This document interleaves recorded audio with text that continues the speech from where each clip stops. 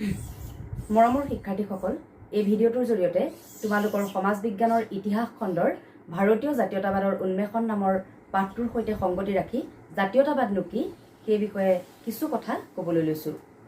জাতি, জাতীয়তাবাদ এইবিলাক আমি সততে শুনি থকা শব্দ। জাতীয়তাবাদৰ বিষয়ে জনাৰ আগতে আমি জাতিনো কি তাক জানি ল'ব লাগিব। জাতি হৈছে ৰাজনৈতিকভাৱে চেতনাসম্পন্ন এক জনসমাজ।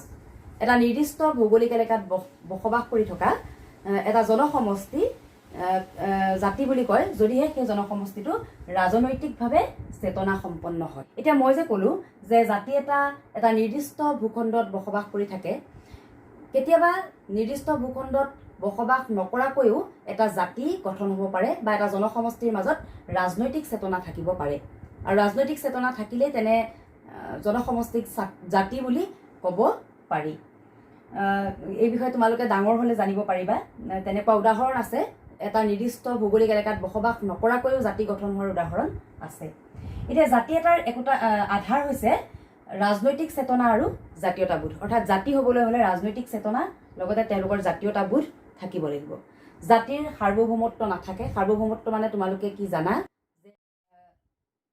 সাৰ্বভৌমত্ব মানে হৈছে কাৰো পৰাধীন নহয়, কাৰো অধীন নহয়। কিন্তু জাতিৰ সাৰ্বভৌমত্ব নাথাকে আৰু এইখিনিতে এই ৰাষ্ট্ৰৰ পৰা পৃথক। অৰ্থাৎ ৰাষ্ট্ৰৰ সাৰ্বভৌমত্ব থাকে কিন্তু জাতিৰ সাৰ্বভৌমত্ব নাথাকে। এতিয়া জাতি কি তোমালোকে জানিলা, আৰু এই জাতিৰ জীৱনত গভীৰভাৱে ৰেখাপাত কৰা এটা ভাৱাদৰ্শই হৈছে জাতীয়তাবাদ। জাতীয়তাবাদ এটা কি কৈছোঁ আমি? ভাৱাদৰ্শ বা জাতীয়তাবাদ এটা অনুভূতি বুলিও ক'ব পাৰা তুমি। অনুভূতি বুলিও ক'ব পাৰি। এই জাতীয়তাবাদ বিংশ শতিকাত যথেষ্ট জনপ্ৰিয় হৈ উঠিছিল। ই জাতি এটাৰ মুক্তিত সহায় কৰে। ই বিদেশী শাসনৰ বিৰোধী এটা ভাৱাদৰ্শ আৰু ই এনে এক অনুভূতি, এনে এক ভাৱাদৰ্শ যি জাতি এটাৰ আত্মপ্ৰতিষ্ঠাৰ পথ সুচল কৰে। এতিয়া সাধাৰণভাৱে জাতীয়তাবাদ বুলিলে আমি কি বুজিম? সাধাৰণভাৱে ক'বলৈ গ'লে কোনো এক ভৌগোলিক সীমাৰ ভিতৰত বাস কৰা লোকসকলৰ মাজত গঢ়ি উঠা আত্মীয়তা বা একতাৰ ভাৱেই হৈছে জাতীয়তাবাদ। এটা জনসমষ্টিৰ মাজত জাগ্ৰত হৈ উঠা ৰাজনৈতিক, অৰ্থনৈতিক, সামাজিক, সাংস্কৃতিক ঐক্যৰ ভাৱনাই হৈছে জাতীয়তাবাদ। গতিকে জাতীয়তাবাদ এনে এক ভাৱাদৰ্শ, এনে এক অনুভূতি যি এটা ভৌগোলিক সীমাত বসবাস কৰা লোকসকলক ঐক্যৰ ভাৱেৰে বান্ধি ৰাখে, ঐক্যৰ দোলেৰে বান্ধি ৰাখে আৰু লগতে তেওঁলোকৰ মাজত ৰাজনৈতিক, অৰ্থনৈতিক, সামাজিক, সাংস্কৃতিক যি চেতনা, ঐক্যৰ চেতনা সেয়া গঢ় লৈ উঠে, ঐক্যৰ ভাৱনা গঢ় লৈ উঠে।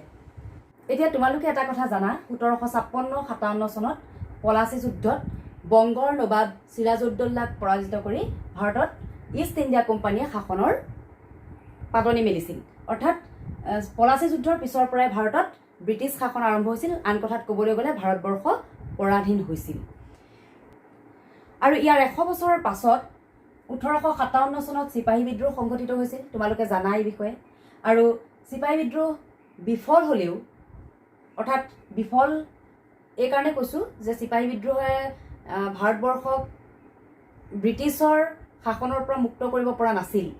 তথাপি কিন্তু চিপাহী বিদ্ৰোহে কি কৰিছিল? ভাৰতীয় জাতীয় জীৱন গঢ় দিব পাৰিছিল।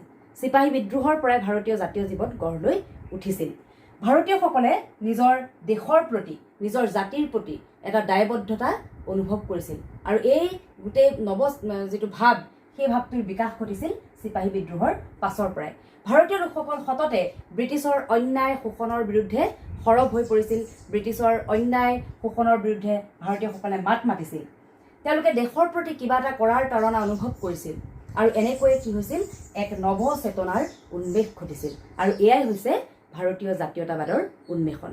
এই ভাৰতীয় জাতীয়তাবাদৰ উন্মেষণত বিভিন্ন কাৰকে সহায় কৰিছিল। সেই কাৰকবিলাকৰ বিষয়ে আমি পৰৱৰ্তী শ্ৰেণীত আলোচনা কৰিম। ধন্যবাদ।